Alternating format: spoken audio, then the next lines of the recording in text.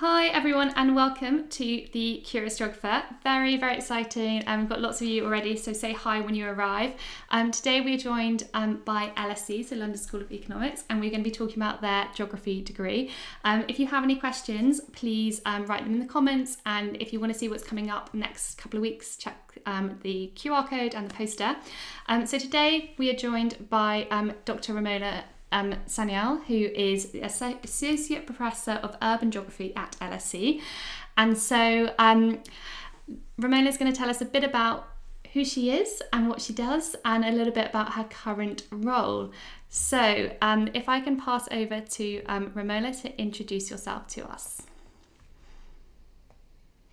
Hi, everyone. My name is Romola Sanyal. I am Associate Professor in Urban Geography, as Ellie pointed out. I'm also the Program Director for BA Geography at the LSE. And so my role really is to be the key faculty administrator for the program. So I oversee how the program is running. I attend the staff student meetings. I take feedback. I work out ways in which the program can evolve to meet the student needs. So there's a number of different things that my role entails, and also having different kinds of socials with students and getting to know them on a more personal level. So that's basically my administrative role in a nutshell. And I think what else did you want me to answer in regards to that? No, that's great. We're going to talk about your research in a second.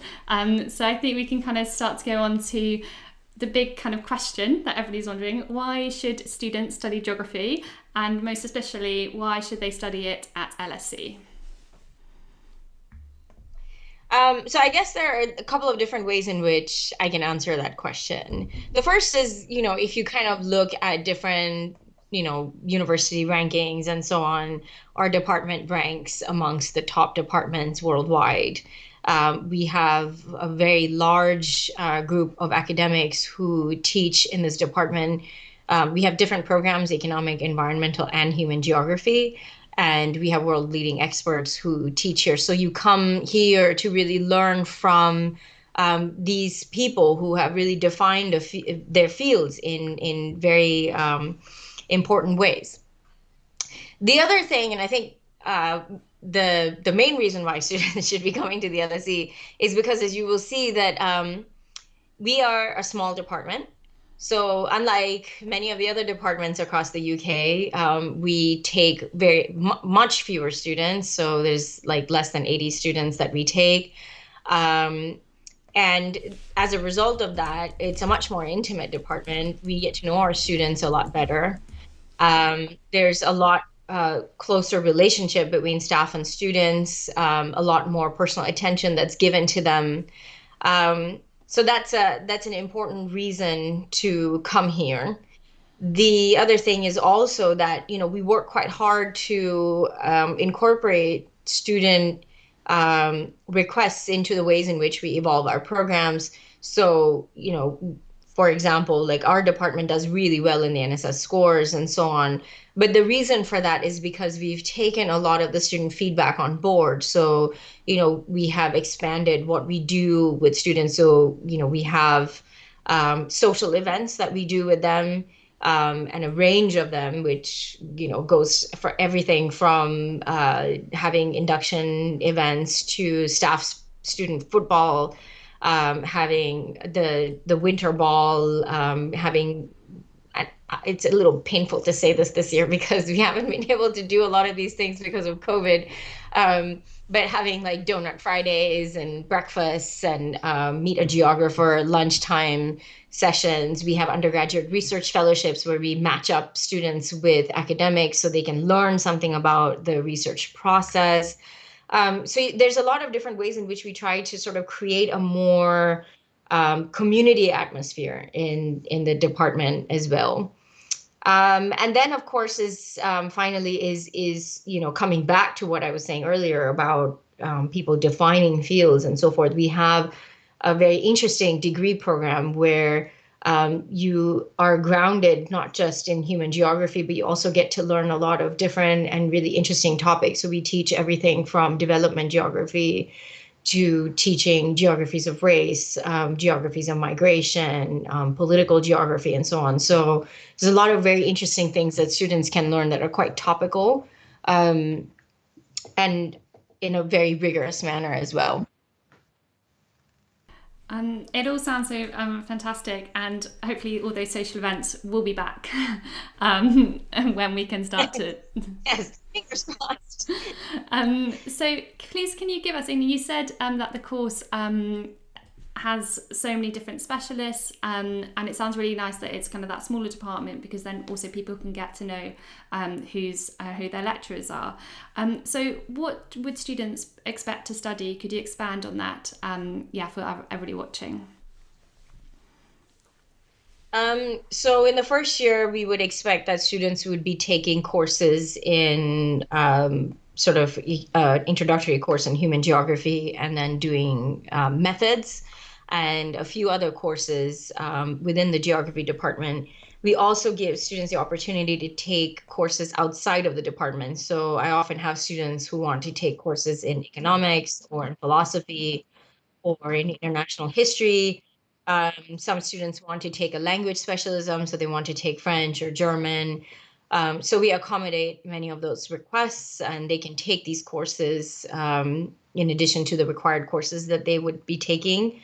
And then in the second year, they would be doing more methods courses. There would be courses in geography, like more urban geography courses, development geography courses, political geography courses. The required courses would involve a methods course, as well as a field trip to Cuba. Again, we're not sure what the status of that is this year. I guess that really depends on how COVID goes. But hopefully, by the time your students choose to join us, all this will be over and we can reinstate everything. But and then of course there are courses in environmental geography and economic geography that they can take. And then in the third year, the main thing that the students would be focusing on in human geography would be their dissertation. But alongside that, there are more specialist courses that they could take. So there are courses in gender and geography, courses, as I said, on geographies of race, geographies of migration. So there's a range of different courses they can take, and the course structure it shifts. So it moves from taking full unit courses that basically are year long, to by the time you're in your third year, you would be taking half unit courses. So it would only be like a term. So you can explore a lot more options by the time you're in your third year. And just to confirm, so it is a BA course, so it is that more kind of human side of students that are interested. Do LSE also do a BSc, or is that kind of what geography is at LSE? So the geography course itself is a BA geography course. If students want to take geography with economics or environmental geography, then those tend to be the BSc courses. But geography is very much the BA course. I should say here also that we are primarily an urban geography department. Most of us are urban geographers, and there is a considerable focus on urban issues in our department. Even though, like, people like myself, for example, we straddle political and urban geography. There are others who are much more development geographers, and some people who are squarely human geographers. But by and large, we do urban related work. So again, it's just something to flag Well, up. what a fantastic place to be if you are going to go to an urban kind of specialist place, to be studying in London as well. So you've really kind of got that around you. So if you're going to study the urban environment, like, live it as well. Whilst we're on that topic, would you mind telling us a bit more about what your current research involves then? Sure. So I have for most of my research has been focused on looking at forced migration, so looking at refugees and displaced populations. and urbanization. So looking at how people who are displaced, either if they're internally displaced or they're refugees, how they come and live in cities and how they transform cities. And so the bulk of my work has been focused on that. And I've tended to work within the Middle East and South Asian context. But the current work that I'm doing is shifting a little bit away from that. So I've done that for about 15 years.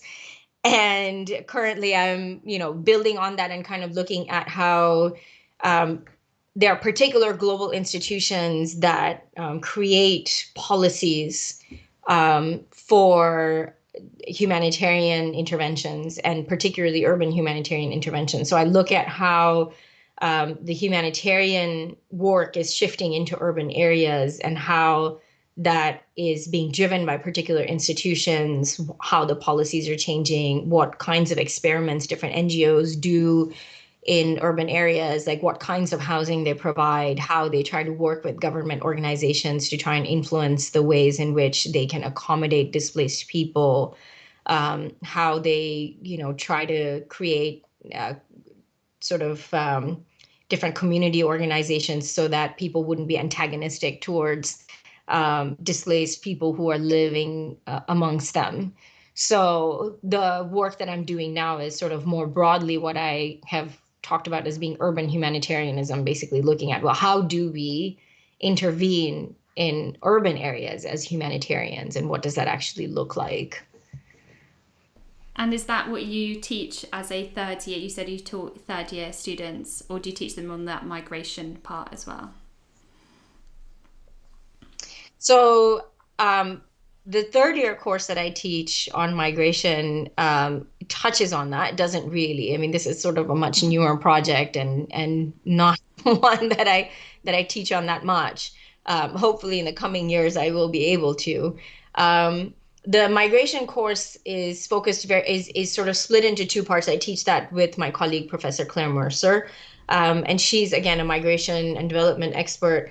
She teaches half the unit where she focuses on migration, remittances, and looking at sort of migration networks and so on. And then the second half of the course, in which where I teach, I tend to focus on forced migration. So I look at the legal frameworks and how people are defined as being refugees and IDPs, internally displaced persons versus migrants, what these classifications actually mean.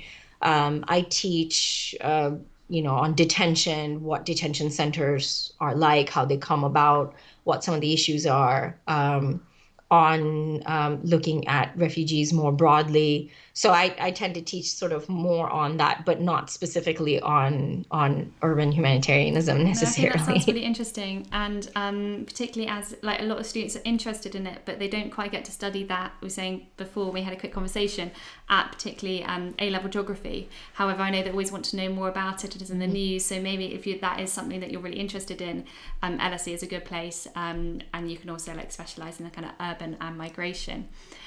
You mentioned Cuba as a field trip, which sounded quite exciting. Are there any kind of other field trips that students go on? So the main field trip that we do in BA Geography, the only field trip that we do is Cuba. In the first year, starting I think next year, they will sort of do a London course where, it would be like looking at London as a laboratory. Um, but that's not really a field trip. There are sort of bits and pieces that we do where we take students away. So, for example, when students join, everybody's taken to Juniper Hall at the beginning of the year, and they have a weekend away at Juniper Hall where they do different kinds of activities, and then the London course. Which is a first year course, would be something where they would be going around London and using that as a laboratory. Cuba is a second year course. That's the only field trip that we do. Um, that's only for BA Geography. If they are going on the environment course, then they would be going to Kerala, India. Um, and again, like if or if they are in geography with economics, they would be going to Cuba with us as well. But the main field trip is Cuba, and that's really the main only one that we would do that's sort of a distance one, so to speak. No, that sounds fantastic. And I said, like, we've got London around us as well, so there's kind of lots of research that students can kind of do. Whilst we're on kind of onto that, and what have students specialised in for their dissertations? Do you have any examples? Yeah, students do a wide range of dissertations. So I've had students do dissertations on homelessness using sort of the framework of racial capitalism. I've had students look at corporate social responsibility, and looking at clothing industries. I've had students looking at uh, how English nationalism is expressed through football coverage. I've had students who've done work on Kurdish nationalism. So there's a range of different kinds of dissertations that are done. A lot of many of them are on transport, on I had some really great work that was done this year on looking at accessibility issues for people who are otherwise able to be to use trains and so forth. So there's a range of different things that students do, and very exciting dissertations. And I will say that our external examiners are always very impressed with the quality of dissertations that are produced by our third years. That sounds all really interesting, and also like really broad, like either like really like global kind of topics, but also quite local as well. So a massive range there. I find dissertations always quite interesting because students kind of like push the boundaries on what they really think is, they don't quite expect when they start studying geography at university that they might end up doing something on that that they're really interested in. You have lots of materials online. You have a really fantastic YouTube video with lots of resources. We've got a question that's come up, but if anybody else does have another question, just put them in the comments. But where can students go if they want to find out more about geography at LSE? Our main geography webpage. So BA Geography has a dedicated page where you can, if you are interested in finding out more about the course, you can go on that. And it will tell you everything from the program structure to what the expectations are. And I think a lot of the courses also have, if when you are a student, you can go to the different course pages and also look at, what the courses themselves entail.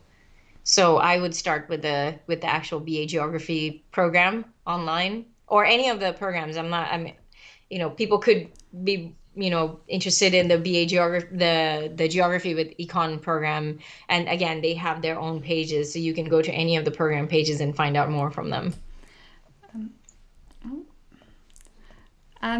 Fantastic. Just from a question, I got a few of them, and we've got a student who's already applied for 2021, which is exciting, who said they've joined us live. Someone might have answered the question, but I don't know if they're from your university. So if you wouldn't mind just confirming, what are the current entry grade requirements for students? Oh my goodness. I can't remember off the top of my head. I think that's something that would probably be listed on the school's webpage. And I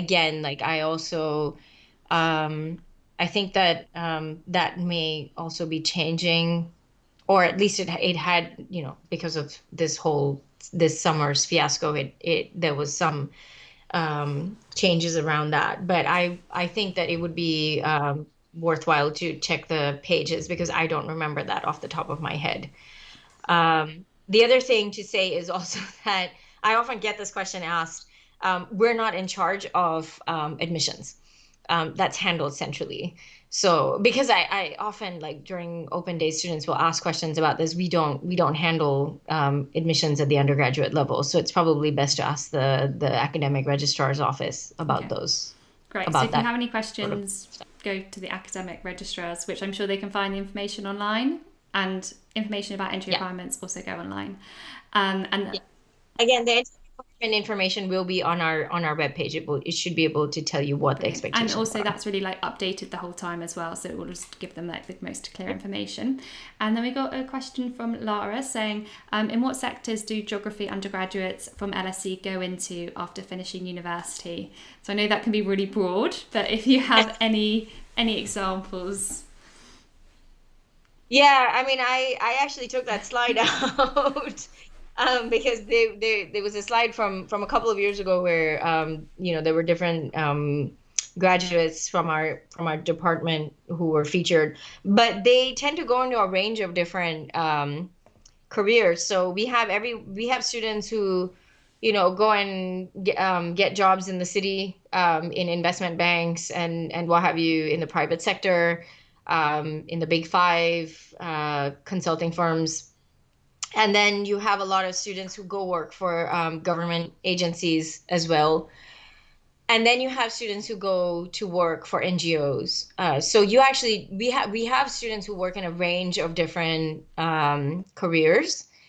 And our career service is actually really great. We have a lot of career events, and our career service is pretty hands-on with students in helping them get jobs, or at least preparing for them. Um, and and also we have a lot of students who go on to higher education after they finished with their undergraduate degrees.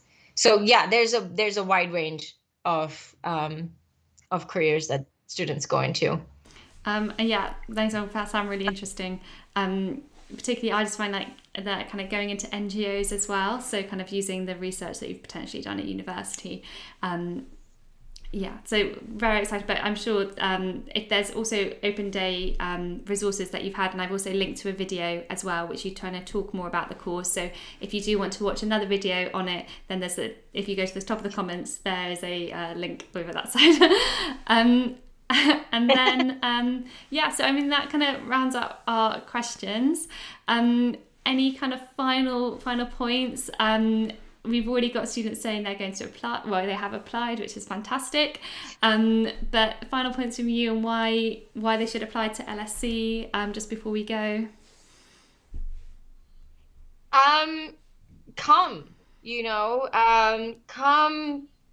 be a part of our community, change the way in which we think about geography, change the way in which we think about students and higher education. I mean, students are exciting. They make us, they pull us out of our comfort zones. They help us think about the world differently. And I would love to have, exciting students come and join us.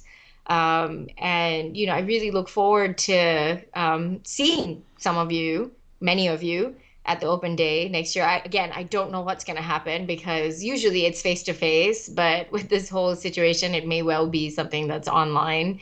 I really hope that it can be something that's in person.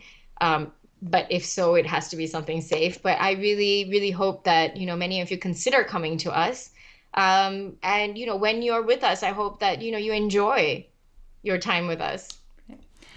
Well, thank you so much for taking the time to explain about the course. And yeah, it sounds really. I've got one final question that's just come in before, saying, I do economics at A level. Would it differ to an economics and geography course compared to a BA geography? So I don't know if you know anything about the geography with economics. But do you have any examples of how it's different if they just do straight geography? You would, so with geography with economics, you would have to take a lot more economics courses. And there are more compulsory courses that you would have to do so you'd have to take some of the base level econ courses, which you could opt to do as a BA geography student, but it would, I think, be more compulsory as geography with economics. And then you'd have to do compulsory courses in economics geography in your second year. And a dissertation is not a requirement for anybody except for the BA geography students. So those are the differences. And again, the entry requirements for that degree program are different.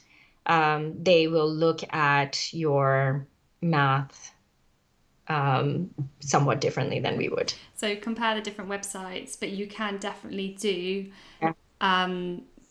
economics courses as your options when you're studying geography as well, so you don't have to lose that if you wanted that. Yes. Great, he's just said thank you. Brilliant. Well, thank that, good timing.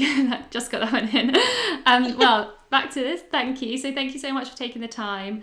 It's been really useful. I know a lot of people have got out lots of the questions as well. So I'll just say quickly goodbye to the audience, but thank you very much, Marilla, for taking the time to speak to us. Thank you for having me. And then for everybody else, thank you so much for watching. We will be speaking to the University of Birmingham soon, so check in for that. But good luck for those who have applied, and hopefully if you go to LSE, that is your chosen place. It looks like it's a fantastic course. So from me, have a lovely rest of your week, and I will see you soon.